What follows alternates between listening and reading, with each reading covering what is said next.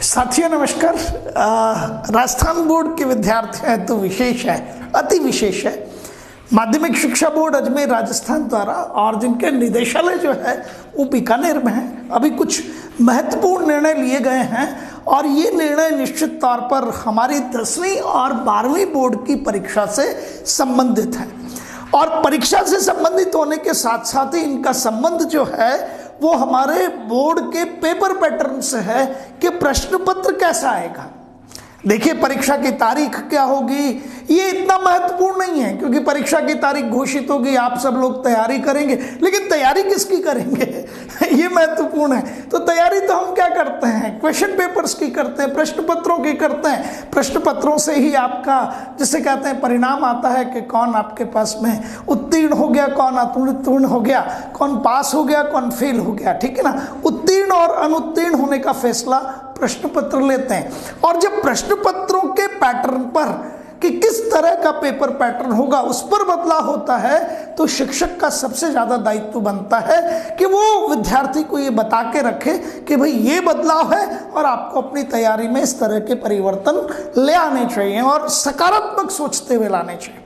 देखिए, कोविड-19 का समय है, ठीक है ना।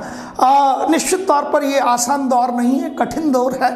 हम लोग आपसे मिल नहीं पा रहे हैं, शिक्षक और विद्यार्थी के बीच में वास्तविकता में देखी जाए तो अनंत दूरी है।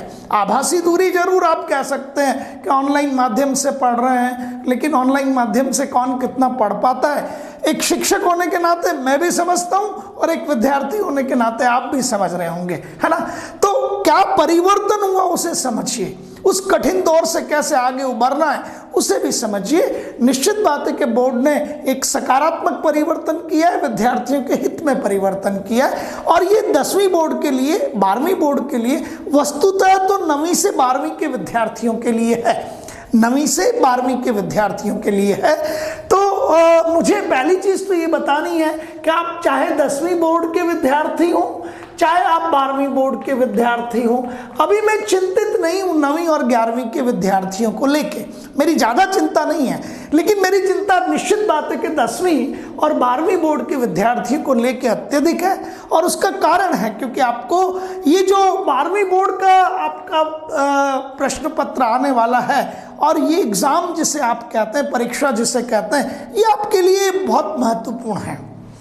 अरे यार, यदि यहाँ सामान्य कैटेगरी के विद्यार्थी के यदि 75% अंक नहीं आते हैं तो हो सकता है आपको जेई मेंस और जेई एडवांस के आधार पर NITs, IITs, triple IITs, government funded technical institutes, इन सब में एडमिशन प्राप्त करने में, प्रवेश प्राप्त करने में परेशानी हो।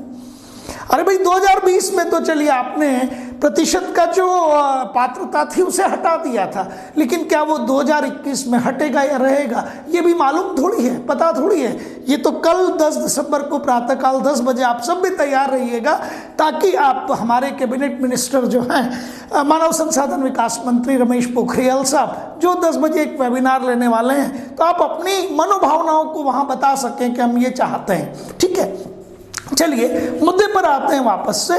तो ये आपका बोर्ड परीक्षा, ये 12वीं की तो बहुत महत्वपूर्ण है और 10वीं की भी निश्चित बात है महत्वपूर्ण है, लेकिन 12वीं की बोर्ड परीक्षा सापेक्ष तौर पर 10वीं से तो ज्यादा महत्वपूर्ण है। पर चूंकि आप दोनों में ही परिवर्तन किया गया है इन परीक्षाओं में, पहली चीज बहुवैकल्पिक प्रश्नों का अब समावेश किया जाएगा। मैंने आपको ये बताया कि बहुचयनात्मक प्रश्न, ऑब्जेक्टिव टाइप, समझ रहे हैं आप मेरी बात को। बहुवैकल्पिक आपको जो है प्रश्न लिखा, उसके 4 संभावित उत्तर हैं और उनमें से 3 गलत हैं और 1 सही है। ठीक है ना, जो पैटर्न आपके नीट का है, मेडिकल प्रवेश परीक्षा का है, जो पैटर्न आपके जेई मेंस का है, इंजीनियरिंग प्रवेश परीक्षा का है, कि बहुचयनात्मक प्रश्न आते हैं। उनमें आपके पास एक प्रश्न में 4 विकल्प होते हैं, 3 गलत होते हैं, 1 सही होता है। तो निश्चित बात है कि ये आप लोगों के हित में है। हित में 2 तरीके से है, एक तो बोर्ड परीक्षा के साथ साथ आप आसानी से इस समय जेई मेंस और नीट की परीक्षा की भी तैयारी हो रही है। और एक और चीज कि यहाँ प्रश्न का उत्तर लिखना नहीं होता है। देखिए, प्रश्न का उत्तर लिखना आसान काम नहीं है, मैं कई वर्षों से ये चीज कहता हूं। यहाँ प्रश्न का उत्तर थोड़ी लिखना है हमें, यहाँ तो प्रश्न का उत्तर छांटना है। भाई ये 4 संभावित उत्तर हैं, इनमें से एक ठीक है। तो कई बार यदि हमें चीज याद भी नहीं आ रही हो तो सामने उत्तर देख के याद आ जाती है। ये निश्चित बात है कि एक अच्छी स्थिति है, आप इसका सदुपयोग कीजिएगा। और दूसरी चीज जो बहुत बड़ी बात है, कई बार जब आप किसी प्रश्न का उत्तर लिखते हैं और वो प्रश्न आपका हो सकता है 2 अंकों का हो, तो हो सकता है कि जो आपकी कॉपी चेक कर रहे हैं वो आपको 1.5 अंक दे दे। हो सकता है आधा अंक किसी बात का काट ले कि आपकी भाषा सही नहीं थी। कई लोग तो आधा अंक किसी बात का काट लेते हैं कि आपने जो लिखा वो लयबद्ध नहीं था, या आपका जो लिपि थी वो ठीक नहीं थी, आपके पास में जिसे हैंडराइटिंग कहा जाता है वो ठीक नहीं थी। तो आप यहाँ कुछ ना कुछ छूट जाता है, 2 में से 1.5, कभी कभी कहीं थोड़ी सी क्रूरता बढ़ जाए तो 2 में से 1 भी मिल जाता है। पर यहाँ ऐसा नहीं हो सकता। यहाँ तो यदि 1 अंक का है तो 1 ही अंक मिलेगा आपको। और चूंकि यहाँ ऋणात्मक जिसे कहते हैं मार्किंग नहीं है, ऋणात्मक जिसे कहा जाता है नेगेटिव मार्किंग अंग्रेजी में हम कहते हैं, इंग्लिश में कहते हैं, वो नहीं है। तो या तो आपको 0 मिल जाएगा या 1 में से 1 मिल जाएगा।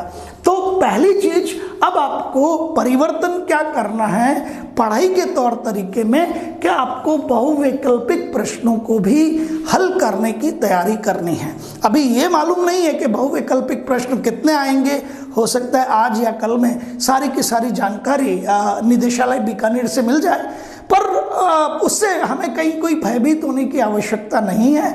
आपकी किताबों में बहुवैकल्पिक प्रश्न हैं भी और आपने किए भी होंगे, लेकिन अब और बेहतर तरीके से इन्हें करना प्रारंभ कर दीजिए। तो एक तो बहुवैकल्पिक प्रश्नों का समावेश है। एक और बहुत अच्छी चीज है, हालांकि शिक्षक होने के नाते मैं कहूँगा कि इसके भरोसे मत रहिए, लेकिन आपके उत्तीर्ण होने की संभावना तो यहाँ बढ़ती है कि आपको जैसे पता लगा कि कोई प्रश्न है तो वो प्रश्न 1 की जगह पे आपको 2 दे दिए जाते हैं। 3 नंबर का प्रश्न है, अब आपसे लिख दिया चुंबकीय फ्लक्स का मात्रक है, फिर अथवा लिख दिया और नीचे लिख दिया विद्युतीय फ्लक्स का मात्रक है।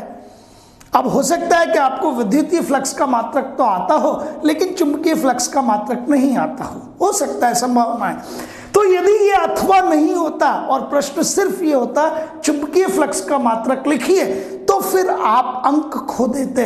आप इस प्रश्न को, चूंकि आपको ये नहीं आता था इसलिए हल नहीं कर पाते, लेकिन अब तो उन 2 प्रश्नों के मध्य ही आप चयन कर सकते हैं। या तो आपको लिखना है कि विद्युतीय फ्लक्स का मात्रक क्या है या चुंबकीय फ्लक्स का मात्रक क्या है, दोनों में से किसी को हल कर दीजिए, आपका काम हो जाएगा। इसे हम आंतरिक विकल्प कहते हैं कि एक प्रश्न है फिर अथवा लगा हुआ है या लगा हुआ है।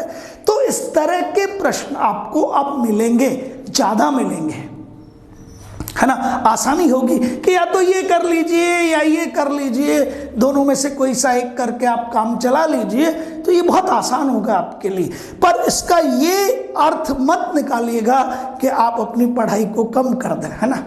ये तो सिर्फ एक सुविधा है, आप उसका उपभोग मत कीजिए, है ना, दुरुपयोग मत कीजिए। ठीक है, यदि मेरा समय कोई खराब निकला और मैं समय पर तैयारी नहीं कर पाया तो भी मेरे पास विकल्प है कि हाँ, मैं उत्तीर्ण हो जाऊंगा, मैं मेरे 75% के लगभग अंक ले आऊँगा ताकि मुझे इंजीनियरिंग प्रवेश परीक्षा में, और 50% अंक ले आऊँगा ताकि मुझे मेडिकल प्रवेश परीक्षा में जो है वो पात्रता हासिल हो जाए आसानी से। तो एक तो आपको बहुवैकल्पिक प्रश्न मिल गए, एक आपको प्रश्न चुनने के लिए जो है स्वतंत्रता मिल गई, और एक चीज जो थोड़ी सी आपके लिए हो सकता है अच्छी ना हो, निबंधात्मक प्रश्नों की संख्या में कमी आएगी। यहाँ पर होता क्या है कि ये उन बच्चों के लिए है जो निश्चित तौर पे बड़ी मुश्किल से पास होते हैं, तो उनको जितने भी अध्यापक गण हैं, जितने भी टीचर्स हैं, फैकल्टीज़ हैं, वो ये बताते हैं कि यार इस तरह के प्रश्न तो आएंगे ही आएंगे, 5 अंकों के होते हैं, लिख के आ जाना हो। मतलब ये प्रश्न वो होते हैं जो आपको उत्तीर्ण करने में काफ़ी सहायता प्रदान करते हैं। क्योंकि कई बार होता है कुछ लिख के भी आए तो 5 में से चलो यार 2 तो मिल ही गए, 3 तो मिल ही गए, है ना। ठीक है ना, मेरी बात समझ रहे हैं आप सब लोग। लेकिन इन प्रश्नों की संख्या में कमी आएगी। लेकिन यहाँ सुविधा मिल गई, यहाँ सुविधा मिल गई क्योंकि हर जगह तो सुविधा मिल नहीं सकती है। ठीक है, तो ये दोनों आपके परिवर्तन हैं, ये तो निश्चित बात है कि आपको सहायता करेंगे। पर आप अब निबंधात्मक प्रश्नों की संख्या में कमी है, तो वो आपके जो निबंधात्मक प्रश्नों के आधार पर पास होने की प्रवृत्ति थी, उत्तीर्ण होने के लिए जो आप काम करते थे, उस पर सावधान हो जाइएगा। ठीक है ना, तो यहाँ सावधान होने की आवश्यकता है। तो कुल मिला के कितने परिवर्तन हैं परीक्षा पैटर्न में? कुल मिला के 3 परिवर्तन हैं। पहली चीज आप कहेंगे कि सर पहला परिवर्तन है बहुवैकल्पिक प्रश्नों का समावेश। दूसरा परिवर्तन है कि प्रश्नों को चुनने में हमें सहूलियत होगी, 2 प्रश्नों के मध्य अथवा या मिल जाएगा, तो कोई सा भी एक जो बेहतर आता होगा वो हम कर देंगे, और निबंधात्मक प्रश्नों की संख्या में क्या आ जाएगी? कमी आ जाएगी। ठीक है, एक और चीज महत्वपूर्ण है, हालांकि प्रायोगिक परीक्षाओं का क्या हाल है, प्रायोगिक परीक्षाएं कैसे दी जाती है, कैसे उनमें अंक प्राप्त होते हैं, इस पर मैं टिप्पणी करने की आवश्यकता नहीं रखता, लेकिन ये हमें बता तो देता ही है कि हम अंदर से कितने खोखले हैं, हमारा चरित्र कैसा है, किस तरीके से यहाँ अंक प्राप्त होते हैं। आप देखिएगा जो विद्यार्थी फेल हो जाते हैं ना, उनके भी 30 में से 30 अंक होते हैं प्रायोगिक परीक्षाओं में। मतलब वहाँ महसूस होता है कि क्या वास्तविकता में ये शिक्षा है? क्या हमें अपने आप पे शर्म नहीं आनी चाहिए? एक विद्यार्थी जो फेल हो रहा है, जो विषय वस्तु का ज्ञानी जिसे नहीं है, उस विद्यार्थी को भी किस प्रकार प्रायोगिक परीक्षाओं में 30 में से 30 अंक दिए गए हैं, और ये हाल कहाँ है? शिक्षा में। भ्रष्टाचार कहाँ? शिक्षा में।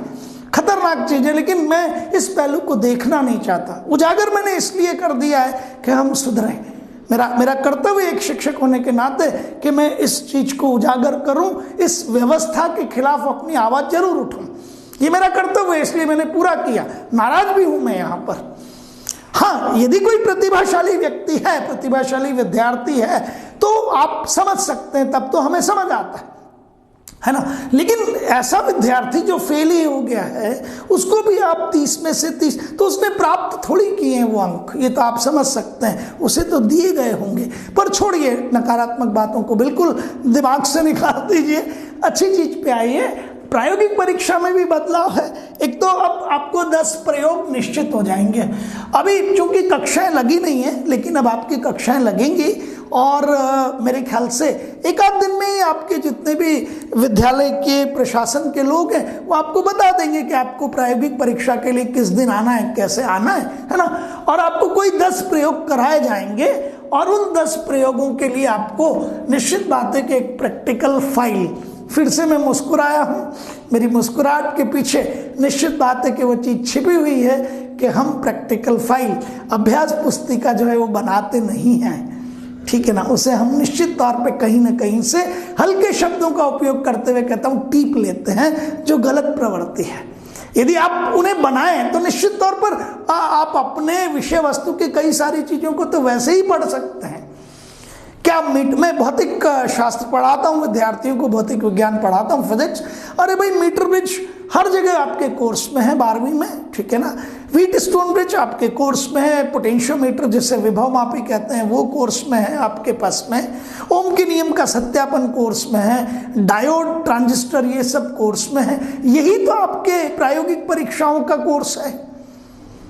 फिर क्यों हम कहीं किसी की अभ्यास पुस्तिका लाकर बिना सोचे समझे वैसा का वैसा ही लिख दें, और वहां जाकर यदि कोई पूछ ले तो हमें यह भी पता नहीं हो कि भाई बैटरी के लिए विद्युत वाहक बल क्या है, या हम ये पता ना कर पाए कि बैटरी का धनात्मक टर्मिनल कौन सा है और ऋणात्मक टर्मिनल कौन सा है। शर्म की बात है ना। मतलब मैं आपको जितनी भी बात करूंगा वो निश्चित बात पे कहीं ना कहीं कड़वी हो सकती है, लेकिन सत्य है। ठीक है, तो अब आपको सिर्फ 10 प्रयोगों पे काम करना है। उसका मैंने ये जानबूझ के प्रैक्टिकल फाइल लिखा है, आप समझ जाएं, वस्तुतः ये प्रायोगिक अभ्यास पुस्तिका है, तो 15 अंक तो आपको वहां से मिल जाएंगे। और एक प्रयोग, आपको सिर्फ एक प्रयोग करना होगा, तो उसका एक प्रयोग करके जो आप इम्तहान देंगे, जो परीक्षा देंगे, 15 अंक उसके होंगे। कुल मिला के 30 अंकों की आपकी प्रायोगिक परीक्षा होती है। तो मेरे ख्याल से एक आध दिन में ही, या तो आज या कल तक, संपूर्ण परीक्षा पैटर्न हमारे सामने आ जाएगा। कि हमारे बहुवैकल्पिक प्रश्नों की संख्या कितनी होगी, जो आंतरिक विकल्प हमें मिलने वाले हैं प्रश्नों के मध्य उनकी संख्या कितनी होगी, निबंधात्मक प्रश्नों की संख्या कितनी होगी। जैसे ये मुझे पता लगेगा फिर से आपके लिए इसी तरह का एक वीडियो बना के मैं दे दूंगा। लेकिन अब अपने परीक्षा की तैयारी के, जिसे कहते हैं ना, प्रकार को, तरीके को, विधि को थोड़ा सा बदलिए।